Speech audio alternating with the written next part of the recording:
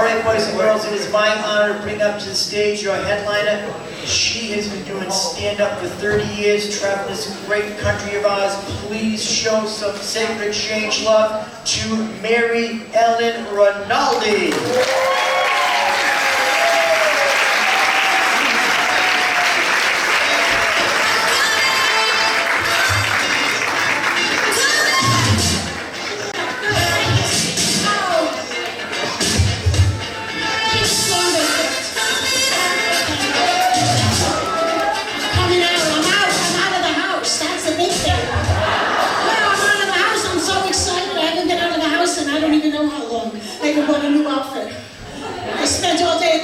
No, seriously, store to store to store to store, all day. Yeah, took back all my summer clothes. Like,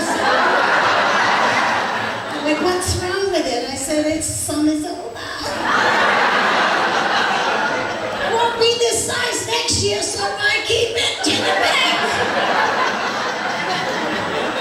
I brought this up here because I'll probably have a hot flash while I'm up here. Yeah, I know. Yeah. So if my eyelashes start rolling down my face, don't get nervous. And if it's not glued on, tucked in, or colored up, it's not on me. I'm 60. None of that stuff's waterproof, so it doesn't work. Yeah, hot flashes. Unbelievable, huh? Yeah, menopause. No one told you about that. Didn't tell you about that. No. When I was in school and they were doing the You're Becoming a Woman class, we went, yeah. No one has a class for menopause. Nobody has a You're Becoming Your Father, yeah.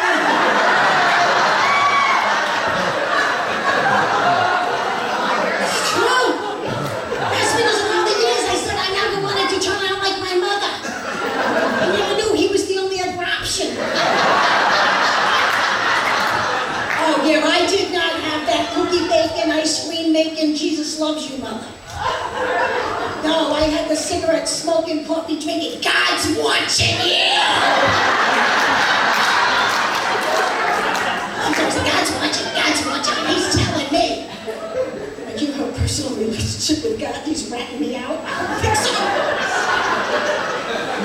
Oh, yeah. If my mother was a mother today with kids in school, she'd be in prison.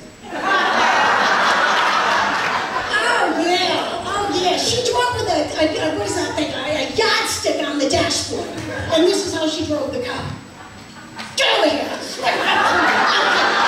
closer! Right now! No, she had 8 children. She would bring us places and she'd go, stay with me right now. Don't have a disappointment. You stay right with me. I lose a kid. Who cares? I got 7 more. You got one mother. Don't let me go looking for kids.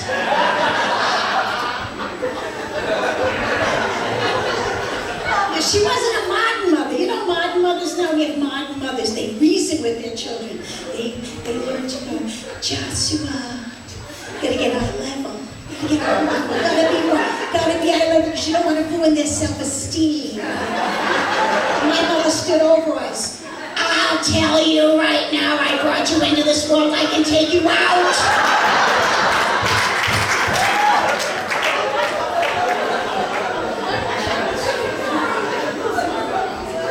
She didn't turn nice until she became a grandmother.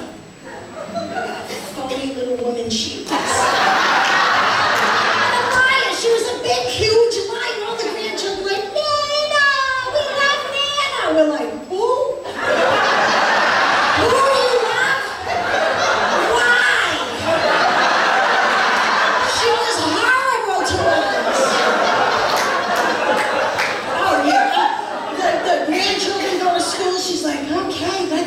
Let's get the big old VCR cameras, but at the lights, everybody was like, ah! My father would have the camera. She's walking the kids to school. The baby's going to kindergarten! I remember going to kindergarten. I said to my sister, do you remember your first day of school? She goes, I tried to block that stuff out.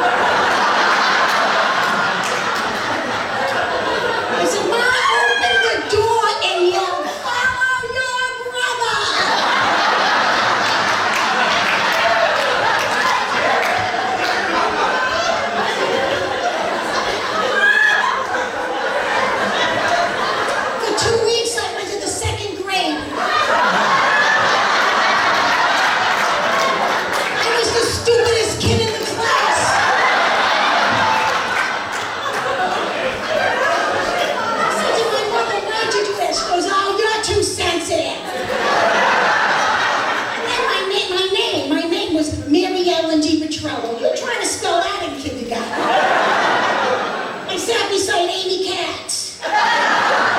teacher, true story, the teacher like, look at Amy, Amy knows how to spell her name, look Amy, Amy's a genius, everyone, Amy's the smartest kid in the class. Oh, Mary Ellen DePetrillo, she's the opposite of the smartest kid in the class. Does anyone know what the opposite means?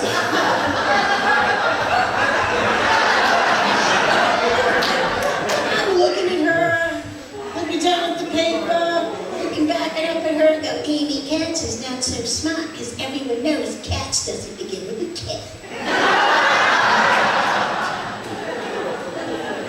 Oh, you are such a nice audience. I was a little worried when Mike Bobby did the whole God thing. I was like, don't you do that to me. Don't you do that. I am born again, thank you. Of course. First time didn't take. No, I really didn't. It didn't take. I was young. Again, I was in the church, and I was like, no change. I should like to make deals with God. Okay, God, listen, if I'm not married by the time I'm 30, I'm quitting you. Oh yeah, that's the type of that's the ego I had. If you don't get me married by the time I'm 30, I'm dumping you.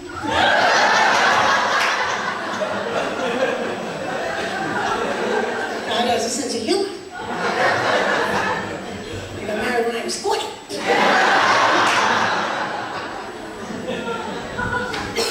When I ended up getting married in the same church, I told them I was quitting him. True story. I can't even believe what I'm saying.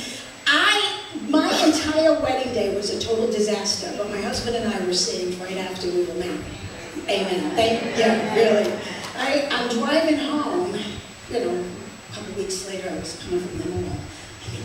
I'm driving home, and I'm thinking about my wedding. My entire wedding was awful. The only thing that worked was the church. And I remember him saying, I keep my promises, and so will you. Yeah. Because that was the church I left, and that was the church I had to get married at, because everyone in the family got married at that church, and my mother insisted. So I had to lie to the minister to get in, but that didn't work. And he made us go to class together. And that's how we did it. Thank you very much. Yes.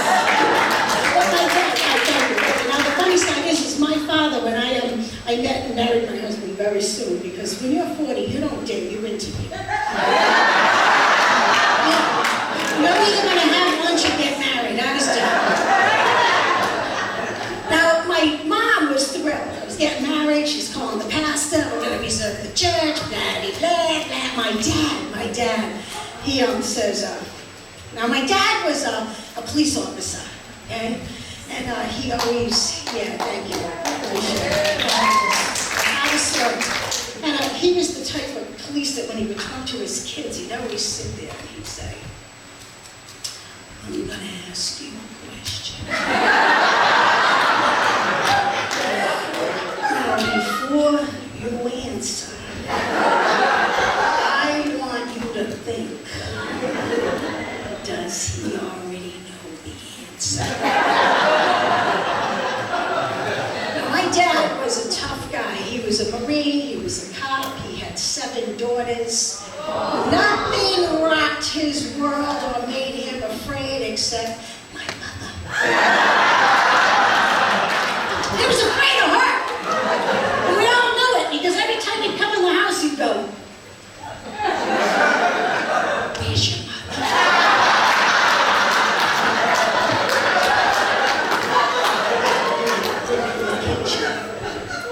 What mood is she in? So I'm getting married, so my dad says, come on, we're going to go out to lunch. So we go to BJ's. You eat there too, huh? Going up and down the aisles, he's got a bag with him, he knows everybody. So we sit down, he looks at me, he goes, marriage, why would you, at 40 years old, want to go do something so stupid?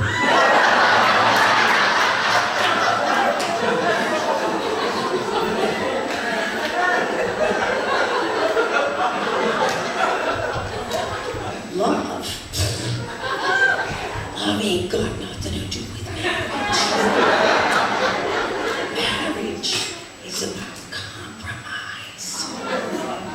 I know. You ain't never been good at compromise. I've been married to your mother 47 years. 47 years of aggravation. Why would you want to go do that? You got something nobody's got. Freedom.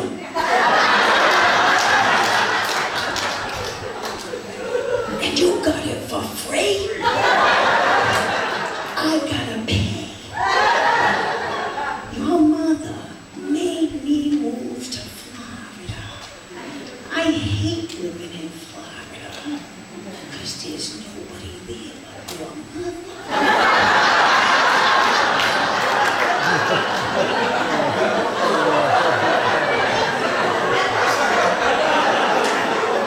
So you know what I do? I lie to her. She thinks I got a job. Oh, I got a job. But every morning I get up 6:30. She makes my breakfast, she packs my lunch, I leave. I go fishing. I go golfing. When it rains, I go down the street, I wash the floor of the medical building. Those people are so stupid, they think I work there. Christmas, they gave me an American Express gift certificate. They gave it to your mother.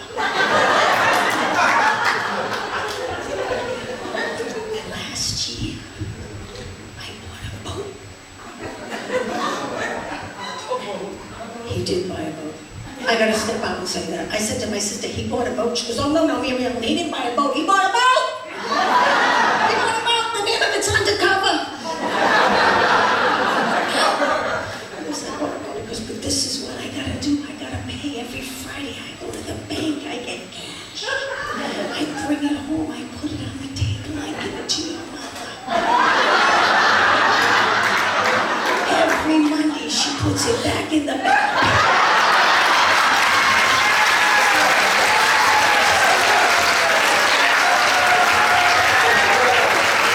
You cannot make that up. My sister, she goes, he's got a boat. So he's got a boat. My dad, that's unbelievable. My dad is a retired cop, and he likes to go places like Walmart and get arrested and meet the cops. No, someone asked me about this bed. No, I go to Florida, I'm hanging with my mother, and I go, where's Dad? She goes, it's at the police station. I go, what? She goes, he gets arrested once a week. She goes, yeah, if he gets arrested, he'll be home. He comes home, I'm like, such a character. He goes, what? He goes, yeah, I shoplift, they take me to the police station, I pretend I'm confused. I look around, I show them my badge, I hang out, they take me to lunch, then they drive me home.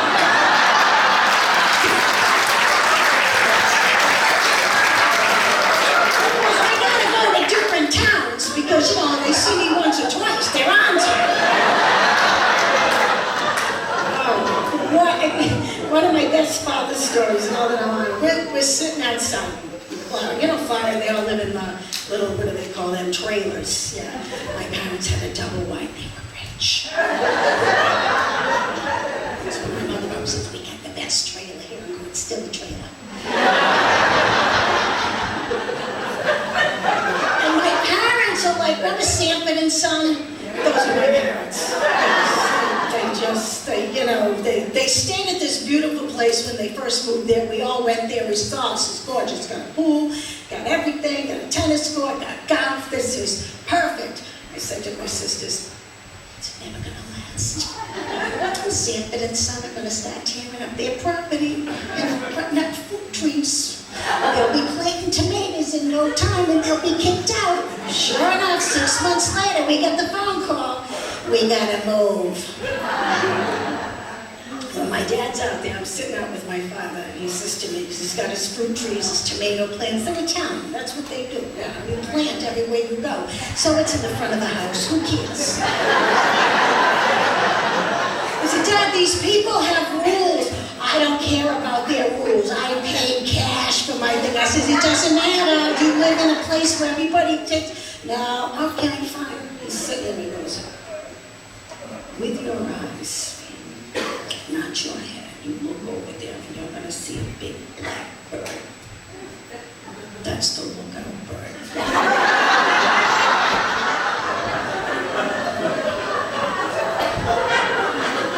That's the bird that tells all the other birds when I leave. And they go eat my food.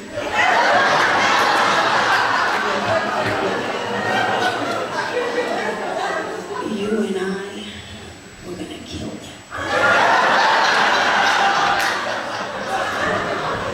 Dad, listen to me. You're gonna go in the house, put my clothes on, go at the couch.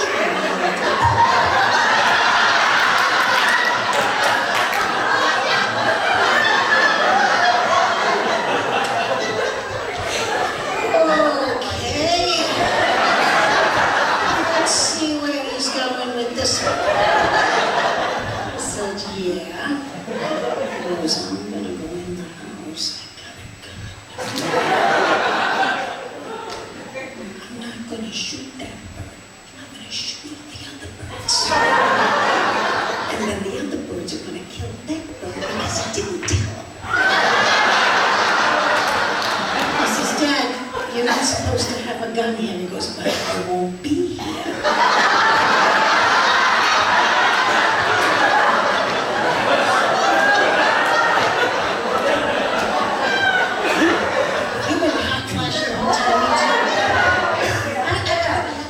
This whole thing right here, oh yeah, I come classy. The red folder, yeah, the red folder, it's unbelievable. Yeah, it's just, getting old is just like the worst thing, because you know what, like I used to be hot, now I'm just hot.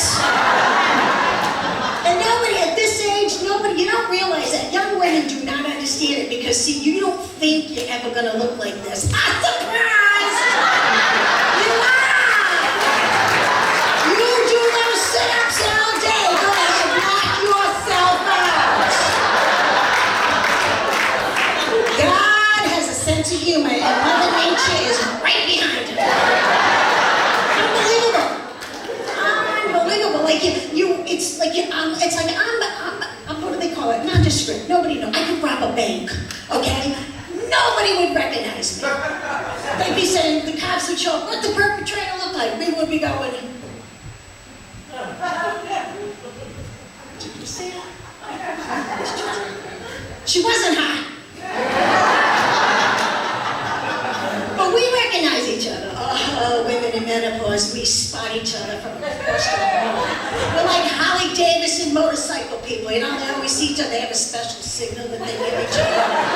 We do too. Across the room we go.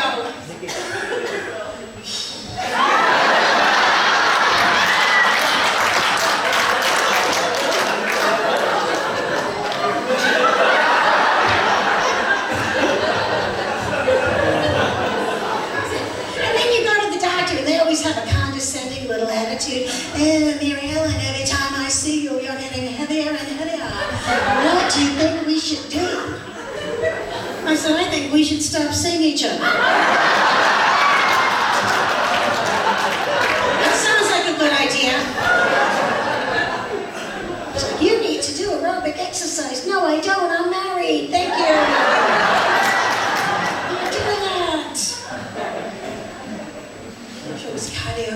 No, I can't. I can't exercise. I have post-traumatic exercise stress syndrome. No, it's real. It's my mother and the Jack LaLanne show. See, you remember. I love this audience. They know who Jack LaLanne is. You newbies, just Google it. You'll find it. She'd stand in that living room by the chair and going, Jack LaLanne's on.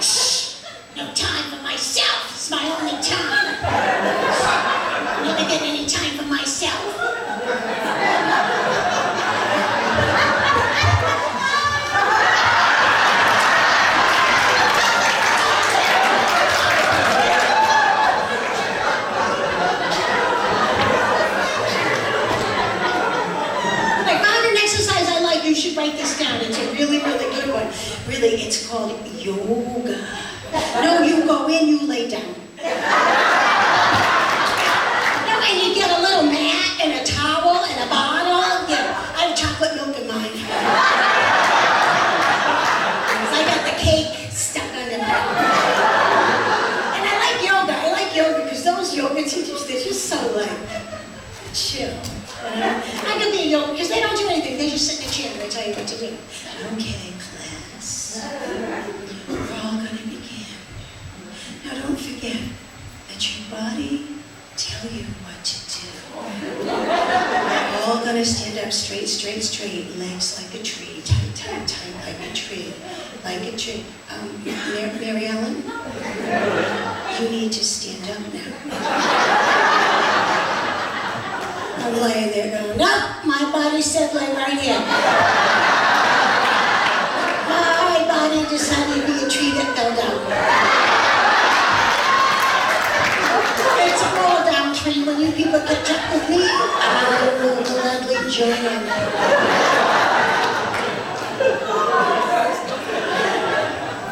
So this is my job. I don't know how much time I'm doing because he said, oh, just look, there's a clock right behind the spotlight. He don't. But this is my job. It's the greatest job in the whole world. It really, really is. There's two reasons. Number one, you can never be fired. Because I'm my own boss. And number two, I work in minutes.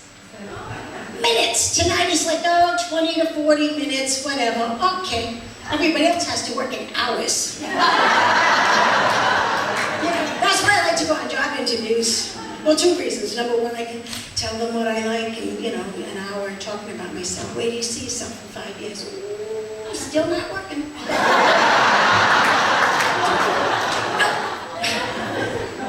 So how many hours a week do you think you want to work? Oh, I don't work hours, I work minutes. I can work 45 minutes, 2 days a week. And I will need a break.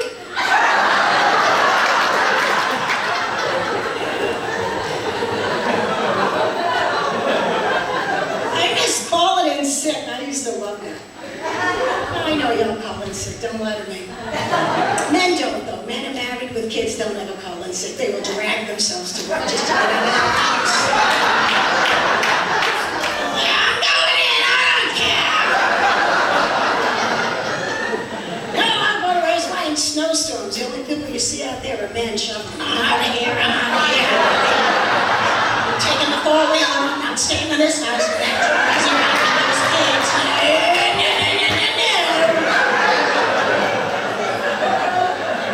I used to love to go and sing. I'd always plan it too. I would never just, I'd look at the weather, it's going to be 90 on Friday. Oh, I'm not going to be at work.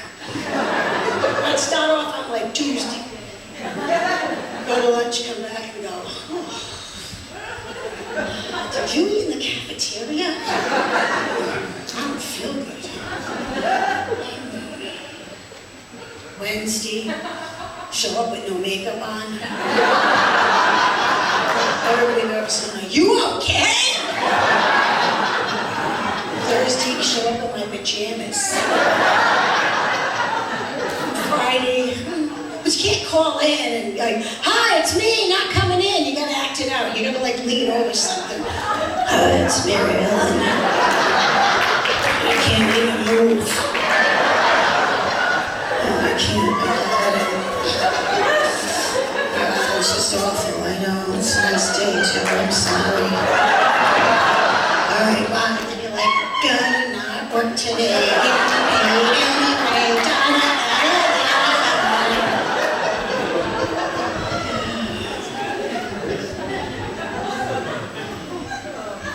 So, does anyone have a watch? Just can't see it. Oh, I know, that's another thing too. I have contacts, I'm like, so I'm out of material. Anything you want to add twice? So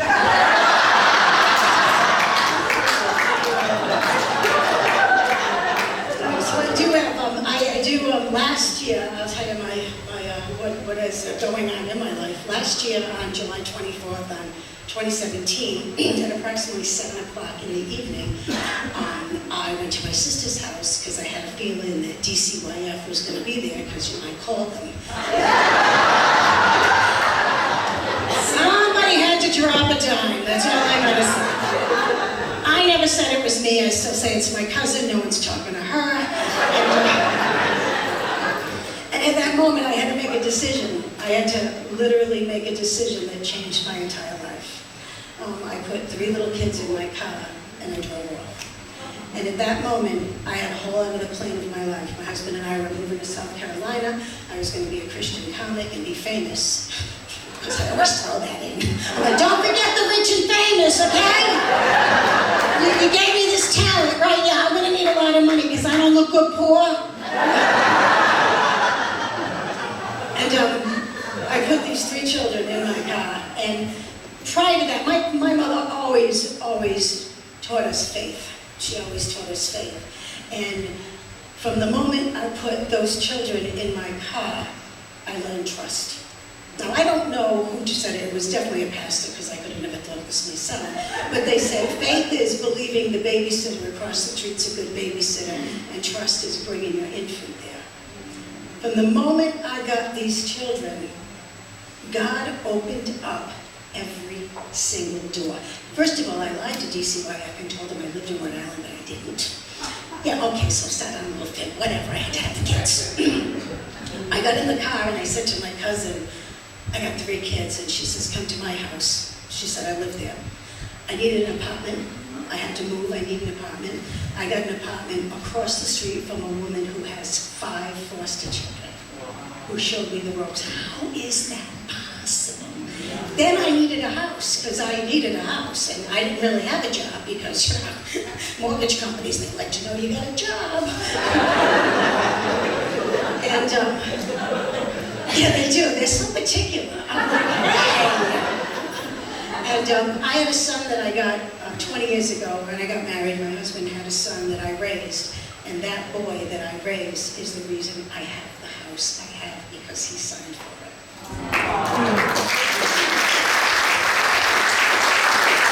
And the most amazing piece of it all is I have 3 children whose life was touched by heroin. There's probably so many people in here.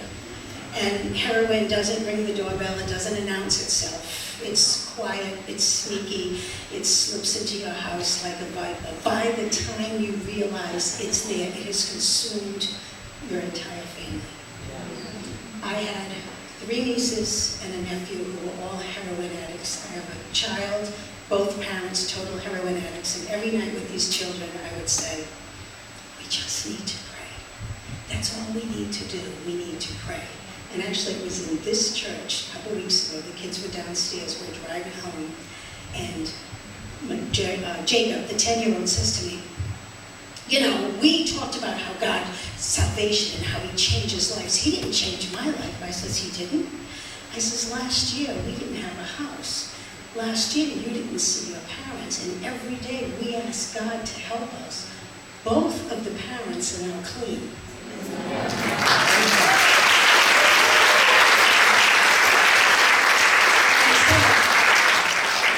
This little mind, you know, he's like, I said, yes, God doesn't do it overnight. Which brings me back to the born again. Because the first time I was born again, I thought the next one I was going to get and go, I'm fine now, no, I'm good.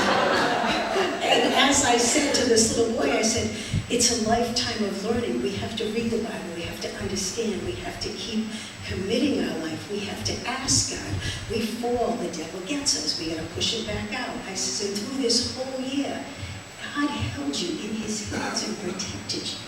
And I say through it, I never in my life would have ever believed that I would sit there and Labor Day weekend and see both parents clean when it was a miracle, and my other niece and nephew clean. And so,